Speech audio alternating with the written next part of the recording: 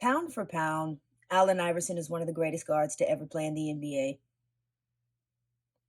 If your earliest memory of Allen Iverson comes from a Post Malone song, that's fine. That's okay.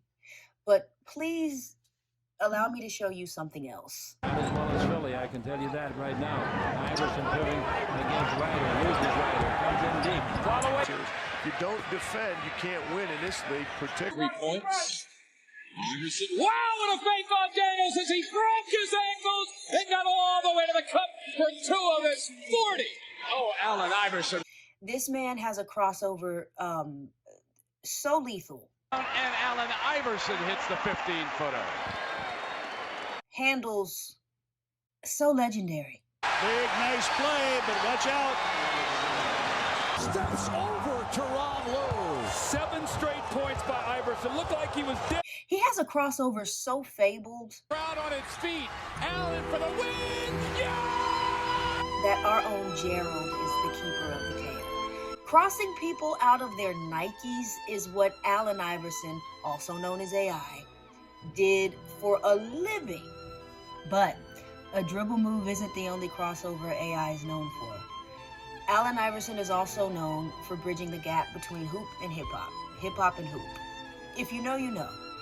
Before Allen Iverson got into the league, the NBA was a lot more business casual. Here comes AI. He's flashy, he's good looking, he's fine, actually, if we're being honest. He makes a name for himself. Then the guy gets off the court and walks into the post-game press conference dressed like a high-ranking, no-limit soldier. And the youngins saw that. Game was changed. Rap was changed. Do you remember in the early 2000s when everybody was rocking braids? Not like these, but braids like all the way to the back. We called those cornrows, but what else did we call those? Iverson braids. And that's not even like getting into the NBA. Like, look at the league now. You've got hoopers dropping rap albums. You've got rappers trying to hoop. The outfits are designer. There's jewelry around their neck. There's jewelry in their ears. You've got mouth guards designed to look like grills. All of that, that's AI. AI spearheaded so much of that. It all of his influence. That's pretty cool. Although he was never able to get past Kobe Bryant and the Lakers,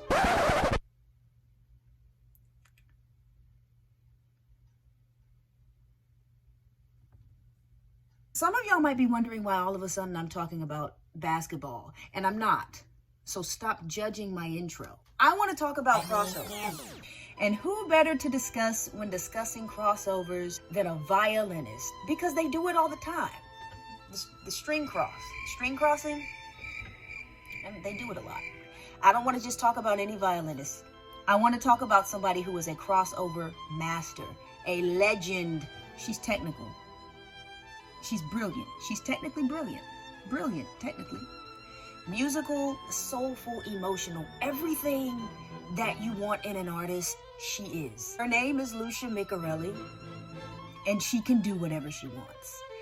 She's classically trained. However, she didn't stay there. She doesn't stay there. She visits there, but she never stays.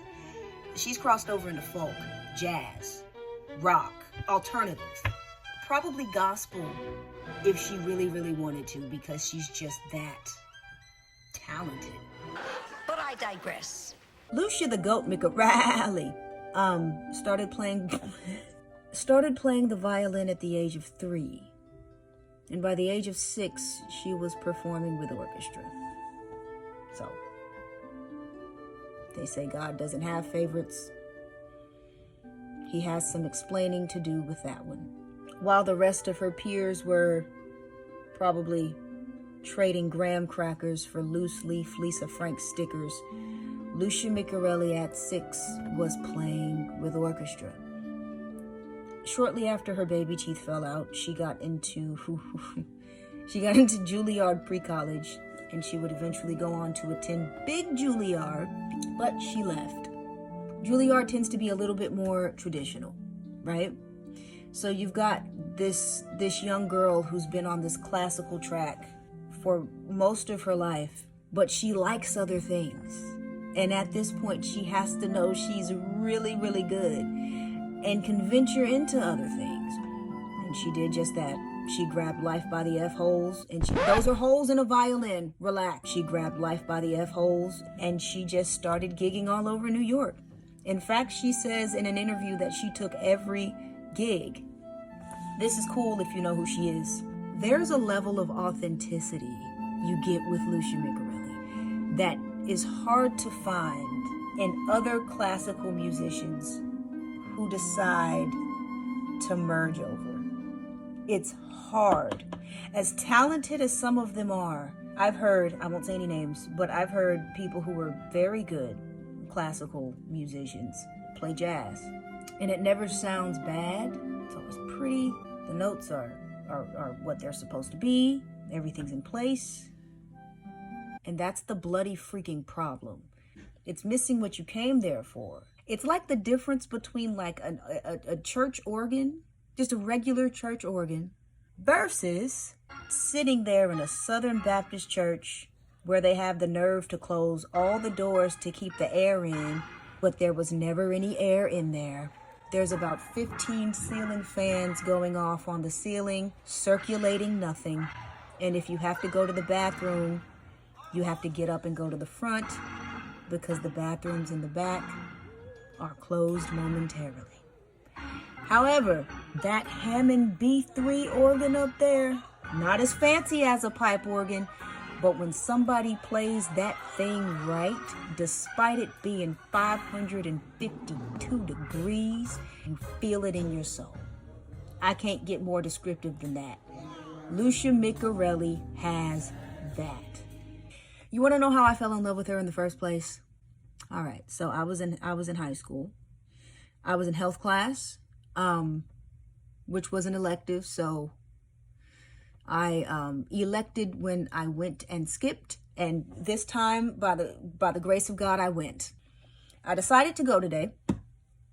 I probably didn't have McDonald's money. And my friend Josh would show up. He would bring his Mac. Josh was a classical nerd, dude. Like, just straight up, I don't even think he listened to anything else. He would bring his computer. I would show him my favorites. He would show me his favorites as far as anything, really. Anything music related. And we would sort of just swap artists. He showed me this video of Lucia Miccarelli. I think she was on tour with Josh Groban. Had no idea what was about to happen. We see this lady, this beautiful woman on stage. Everything is dark. Audience is dark. It's this big arena. Everything is dark. Everything behind her is dark. It's her. Her hair's down. She's in this black dress and she's barefoot. She's on stage. She begins playing what I later found out was the Sibelius Violin Concerto in D minor. And she's playing.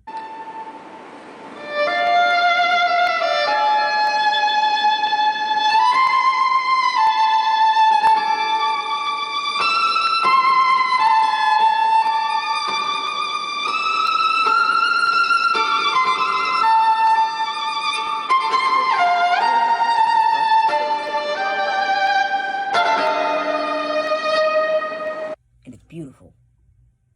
This sounds great. She's drawn everyone in, but she's just here. Like, I don't even think she looks up.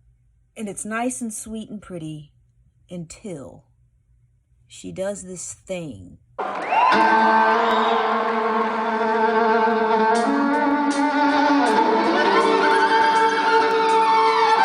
It sounds like a siren almost like an alarm, like a get ready.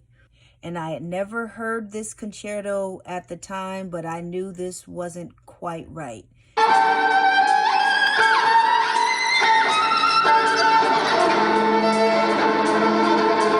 So we go from Sibelius to Fire Truck.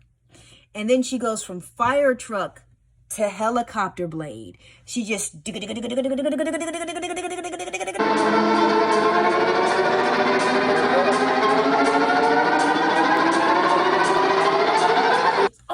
to the top.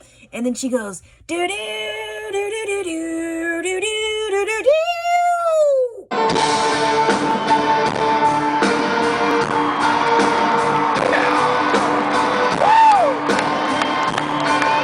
And nosedives into freaking Kashmir by Led Zeppelin. Girl, it was like putting something very cold into something very hot. She sort of hypnotized you at the beginning, thinking you were getting something sweet, but it worked like a reverse warhead, and it just, I'm done. That's it for me, guys. I will see you in a bit. Thank you for hanging out with me. Happy listening, everybody. I hope you stay safe. God bless you.